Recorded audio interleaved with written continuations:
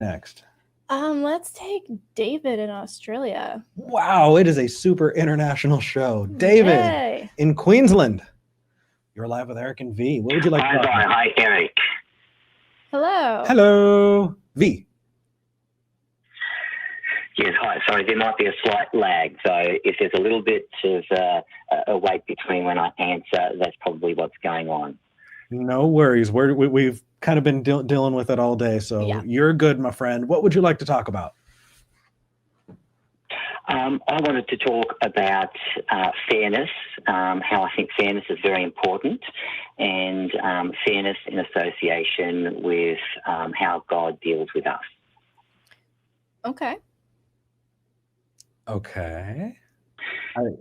Please elaborate. Yeah, so I don't know. So I think that that God is fair in the way that He deals with us, in the situation that we're that He's tried to have us in the first place, and also in our final destination. So there are a couple things that you're wrapping in there.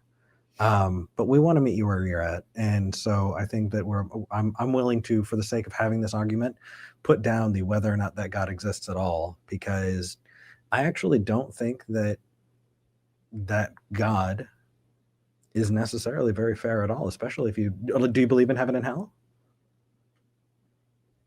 Yes, I do believe in the concepts of heaven and hell. Okay, so what does hell look like? Yeah. To you? Because I know different denominations, it looks different.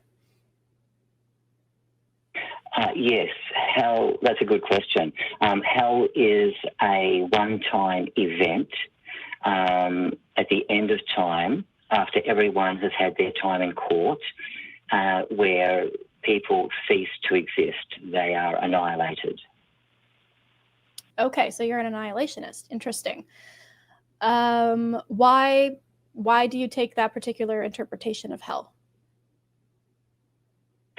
Because I believe that is what the Bible teaches, for both hell and also I don't believe that the Bible teaches that body and spirit are two separate things. Ooh. Interesting. So what part of you gets tortured in hell if you don't think body and spirit are two separate things? Because I mean, we could go to a graveyard and dig somebody up and, find what's left. I'm confused, but very intrigued. Yeah, so I would believe that the body is the life support system of the brain, and the brain is the seat of the mind. So that once we die, the brain ceases to function, therefore we cease to exist. Right, I'm with you so far. Where do we get mind or spirit from then? Well, we can talk about spirit and body. We can differentiate or distinguish between the two of them, but we can't separate them, because the mind is a phenomenon of the physical brain. It's the electrical impulses in the brain that give us the ability of being self-aware and conscious. So what goes to hell? The entire person, because we can't separate body and spirit. If the body dies, the spirit, our mind ceases to exist, because our mind depends upon the brain functioning correctly. Destroy one part of the brain and we lose that functionality, I think adequately demonstrates that the mind is a function of the brain. So you know that there are people whose bodies have rotted away.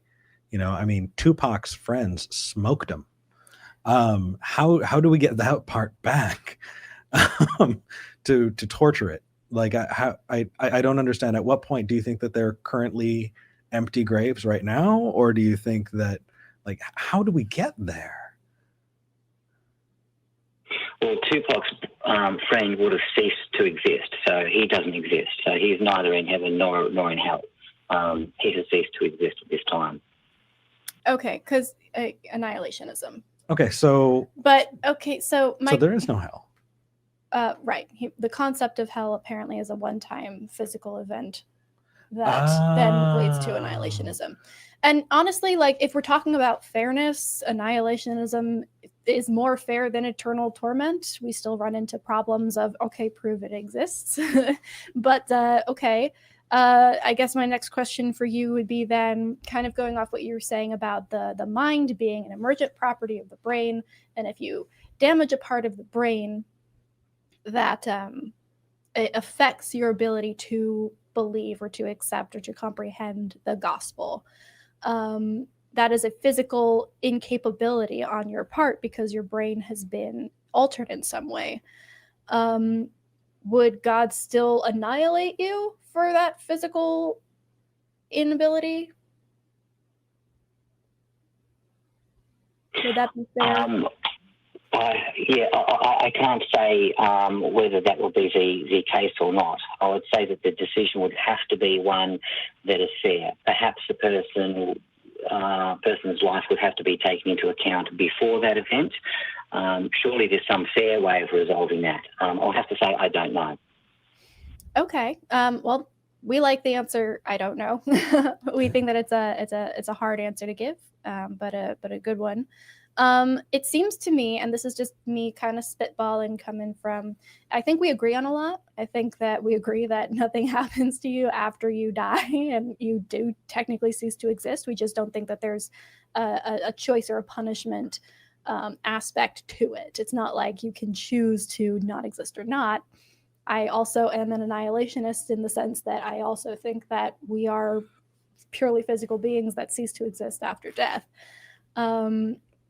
In terms of whether or not it's fair and whether or not God is fair, if you're going to be equating, well, whatever God would decide would have to be fair, that feels a little bit unfalsifiable to me. And so I definitely want to dig more into that. Unfortunately, we are 4 minutes away from a hard stop. And we've got announcements and everything. Yeah, so we are going to have to ask you to call back or perhaps move to the Discord because we are going to be having Discord conversation after this. Mm-hmm. And that link should be at the bottom of the screen. That's tiny.cc/ACA Discord.